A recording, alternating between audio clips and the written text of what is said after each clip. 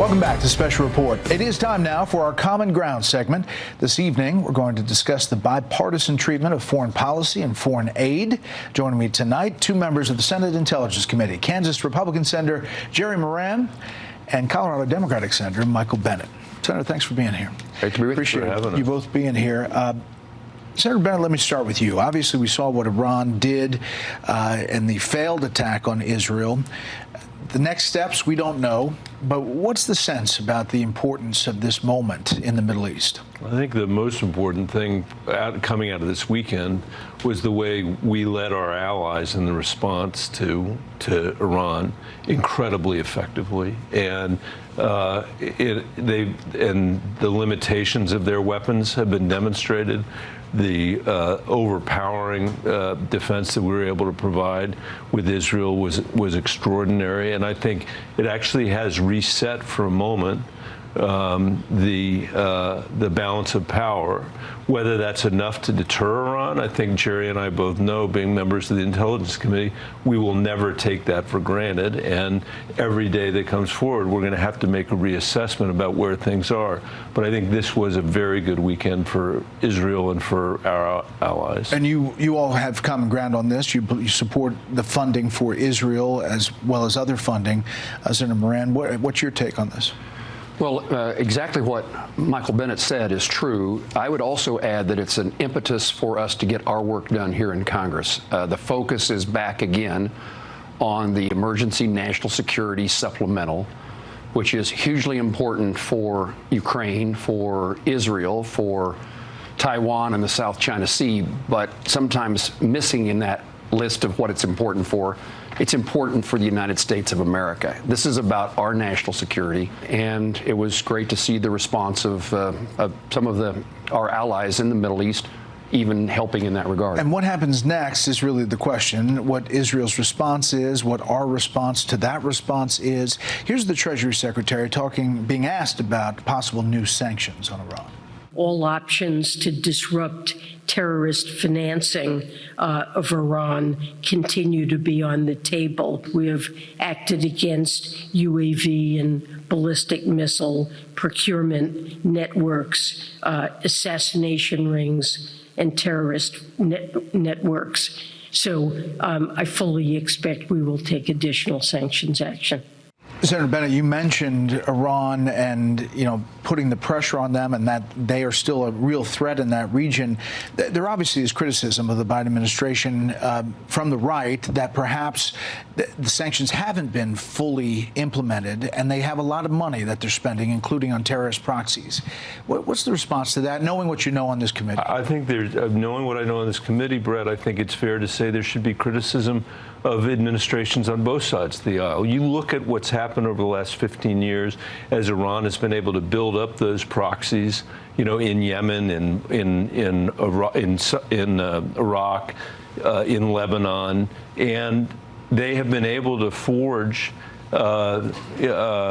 influence in the region that is much more substantial than anything that they had 10 or 15 years ago. Their proxies have been much more successful. This is the kind of thing, by the way, that shouldn't change from Democratic to Republican administrations. During the Cold War, we made mistakes. We certainly made mistakes. But in general, every president knew what their job was with respect to the Cold War. It's my hope that as we get through this Ukraine funding and we actually get it done, there will be a new consensus that will emerge, kind of like that old consensus that was bipartisan and lasted from a Democratic administration. Speaking of that, obviously there's a pushback in the House, specifically on the Ukraine funding. You saw it a little bit in the Senate with several senators speaking out, including Senator Vance from Ohio. Take a listen. The Israelis will need this stuff. The Taiwanese need this stuff. And of course, America needs this stuff.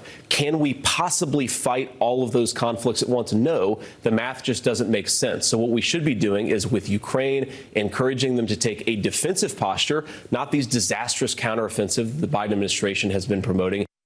He was talking there about 155 millimeter artillery shells and that we need them and other things. He went on to, in a New York Times opinion page, Senator Moran, say that it's just not going to work. The money that we're giving them is not going to turn the tide.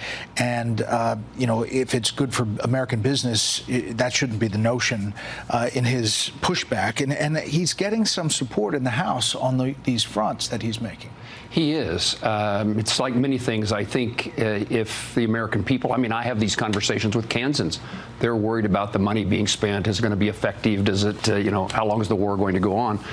But if you bring this closer to home, in fact, back to home, you can convince people that this is worthwhile. Ukraine is a worthwhile, noble calling. And I would say that we do have the capability to deal in more than one front, more than two fronts. This is one of the most consequential votes I think members of the United States Senate of Congress will take. It's certainly one that I feel very strongly about and one that I take very seriously. And it is about the future of the United States and whether or not we are consistent in our efforts.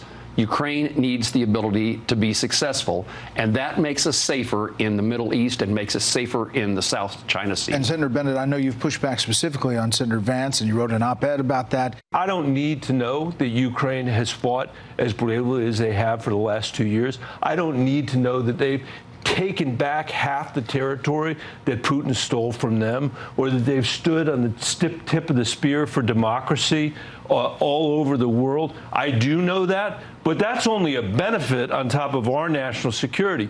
For $60 billion, that sounds like a lot of money.